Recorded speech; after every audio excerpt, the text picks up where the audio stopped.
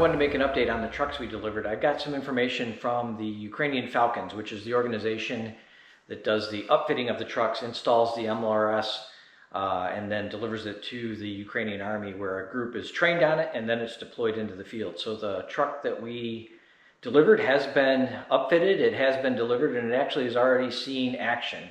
And the group in Ukraine, I've got their thank you video here next for all of you. To all the donors, all the people who supported, again, thank you so much for what you did. It was my honor to be able to deliver this, and I want you to be able to see the good work that you did and how it's paying off, helping Ukraine defend Ukrainians and defend their soldiers' lives. Thanks again.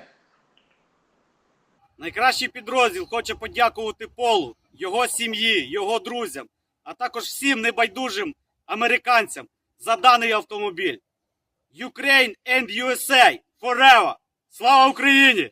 Героям слава! Постріл!